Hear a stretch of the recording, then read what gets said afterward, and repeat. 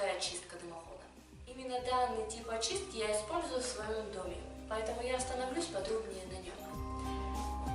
Я покупаю вот такое вот средство, называется полено трубочист. Это небольшой брусок, который при горении выделяет летучие вещества. Они, в свою очередь, сокращают толщину криозотных отложений, иссушают сажу, и она осыпается в дым, в топку. Сейчас я покажу вам, как пользоваться данным средством. На самом деле все очень легко и просто. Извлекаем наши бруски из упаковки. Они внутри находятся вот в такой вот бумажной упаковке. Эту упаковку можно чуть-чуть надорвать, вытаскивать и бруски из упаковки совершенно не нужно. То есть мы в таком виде ложим наши бруски в каминную топку.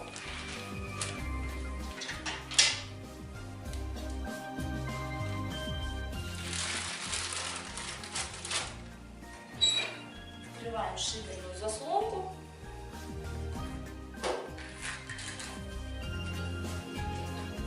И поджигаем бумагу.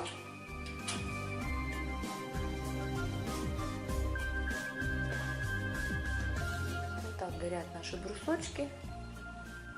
Сжигать бруски можно как вместе с дровами, так и без них. Но эффективнее положить брусок на горящие угли, которые остались от предыдущей топки. Входящие в состав полена добавки остаются активными еще 2 недели.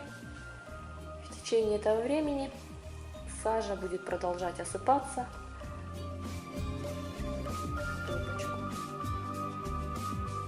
Таким простым и эффективным средством пользуюсь я. Напишите в комментариях, как вы чистите дымоход. Если вам понравилось, ставьте лайк и подписывайтесь на мой канал. До новых встреч, пока!